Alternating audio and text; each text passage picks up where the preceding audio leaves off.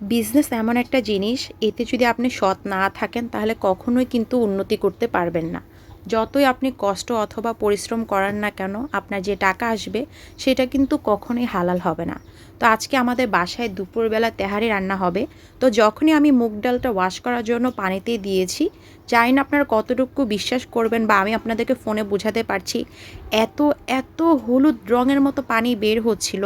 আমি সাথে সাথে আমার আম্মুকে ডাক দিয়ে দেখিয়েছি যে অবস্থা দেখো, হলুদ পানিতে একদম অবস্থা খারাপ। আমি যতবার ওয়াশ করছিলাম হলুদ পানি বের হচ্ছিল আর হচ্ছিল।